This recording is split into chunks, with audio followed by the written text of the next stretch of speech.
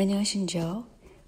패친 중에 한 분이 재치 있게 Merry Crisis and Happy New Year 이렇게 올렸더라고요. 그러니까 그 위기감 또는 공포감 이런 거에 젖어서 살게 되는 그런 시기라는 뜻이죠. 그런데 제가 생각할 때는 제가 한국에 있는 가족하고도 얘기를 하면 완전 공포에 쩔어 있더라고요. 제 생각에는 이럴 때일수록 우리가 좀 더 그 밝은 에너지를 주는 그런 거를 하루에 한 번 정도는 글을 올렸으면 좋겠어요. 왜냐하면 이 코땡땡으로 인해서 자살자들이 더 많이 늘고 있다는 거예요. 사실은 이 바이러스 자체에 의한 죽음보다 자살자가 증가하고 있대요. 특히 이 정신세계가 좀 단단하지 않은 일본에서 특히 이런 일이 있고요. 여성들이 자살을 많이 한다고 그러네요. 젊은 여성들이. 그래서 이것은 어떤 고난의 시기가 있으면 그거를 통해 가지고 자기가 인간적인 그 단련을 해야 되는데 그렇지 못한 것도 있다고 생각합니다. 뭐 어쨌든 그래서 밝은 에너지를 좀 가지시면 좋겠어요. 하루에 한 번이라도. 그래서 좋은 것, 건강한 거 드시고 그리고 운동도 좀 하시고 그러면 좋겠습니다. 그래서 그 건강한 것에 대해서 제가 알아보니까요. 그 하이드록시클로로킨이 굉장히 그 좋다고 그러잖아요. 근데 그 주성분이 이산화황이기 때문이라고 그래요. 그러니까 황이 들어있는 제품 여러분 아시죠? 식이유황이라든지 유황오리, 죽염 뭐 이런 거에 들어있대요. 그런 거 말고도 마늘파 죄송합니다. 생강, 카레, 부추, 울금 뭐 이런 걸 드시면 된대요. 저는 요새 카레를 좀 많이 먹고요. 식이유황은 매일 하나씩 먹고요. 그런 식입니다. 그래서 이 자연적인 성분을 통해 가지고 많이 대처를 하시는 게 좋고요. 비타민 C 많이 드시고 비타민 D도 좀 충분히 드시고요. 아연 잊지 말고 하루에 한 번씩 드시면 좋을 것 같아요. 그런데 여러분도 아시다시피 한국은 굉장히 그 언론 신뢰도가 40개국 중에서 최하위 49개국 40위를 하고 있습니다. 그러니까 언론 통제가 말도 못한다는 거죠. 그럼 뭐 이것은 나치 시절하고 똑같죠.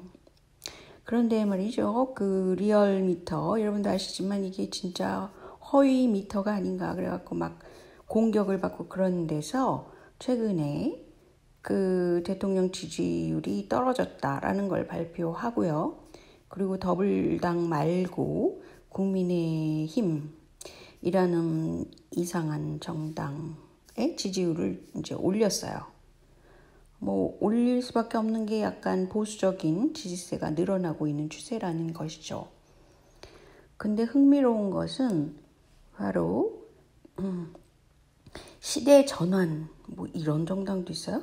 기본소득당은 들어본 거 있고 기타 정당이 있는데 여기 기타 정당에서 약간 지지율이 올라갔어요. 근데 제가 관심을 가지는 건 이 왼쪽에 있는 모든 정당들은 세계화 추진 정당이거나 정치세이거나 친중국 정당입니다.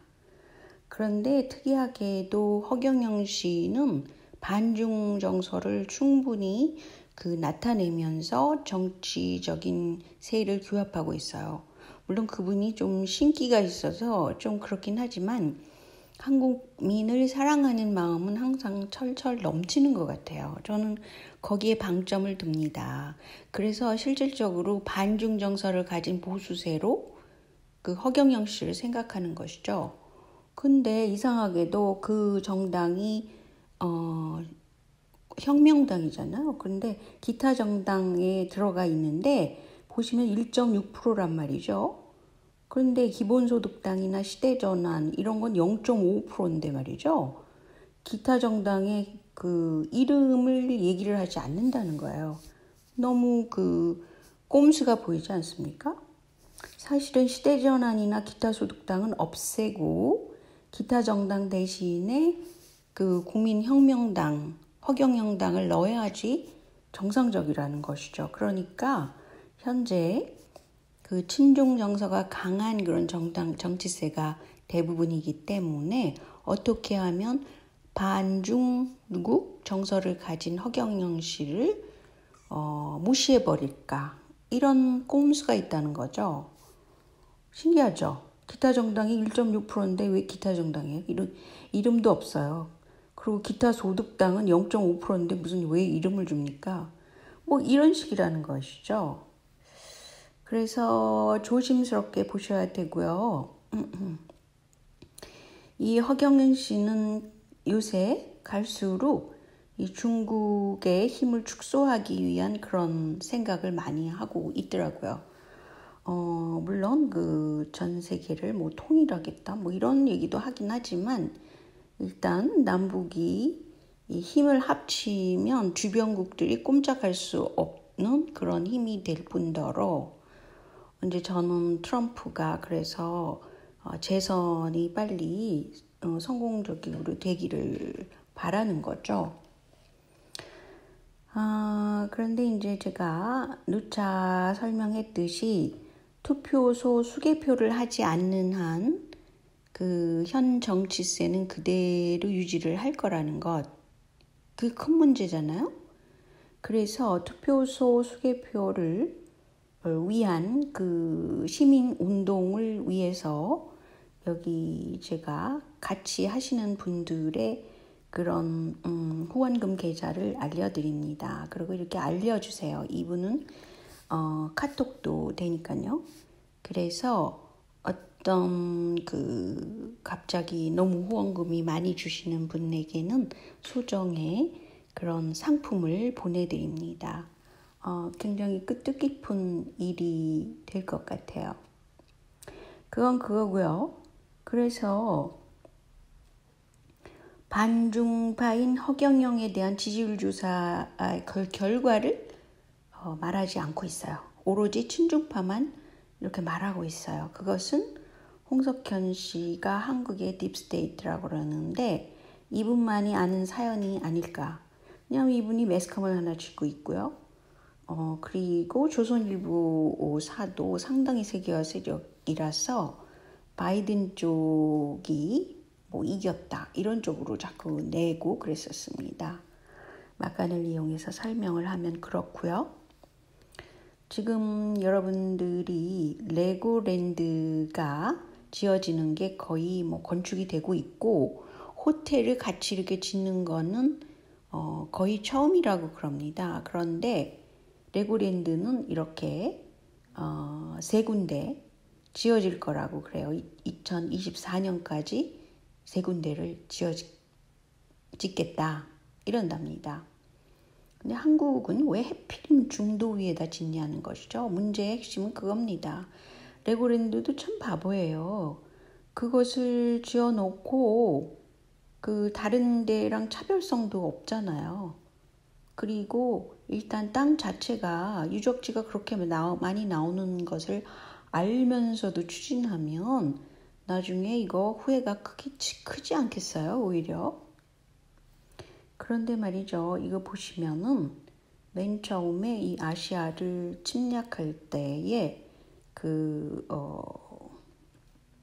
서구의 자본력들이 어떤 식으로 했느냐.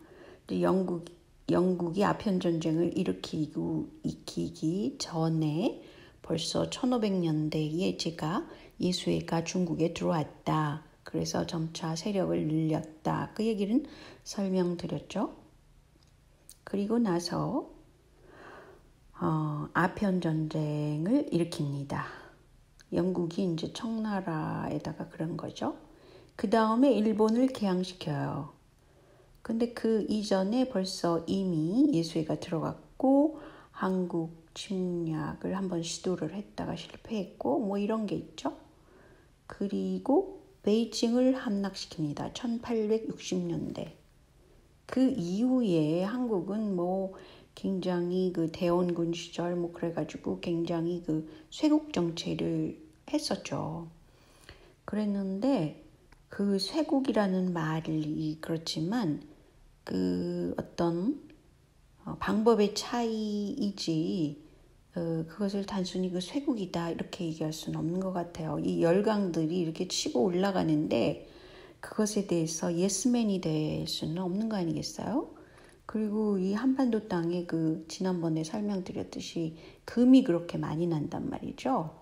그러면 그 금은 보화가 있는 그 곳을 이 열강들이 몰라라 하지는 않을 거라는 거죠. 어쨌든 이런 가운데 고종이 사인을 직접 안 했기 때문에 조약이 아니라 늑약이라고 그런답니다. 그래서 1905년도에 의사늑약을 하게 되는 거죠.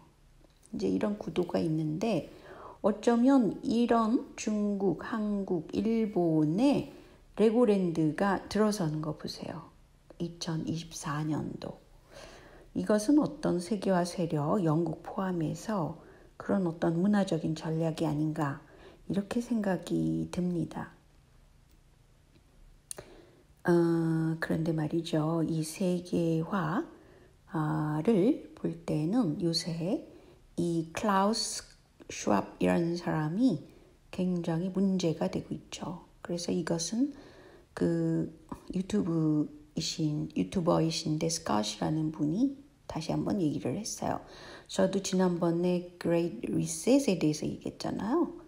근데 이 슈왑이 생각하는 거는 중국식 모델을 기반으로 한 감시국가, 생체인식 기술을 이용한 감시국가를 만드는 게 이 사람의 꿈이랍니다.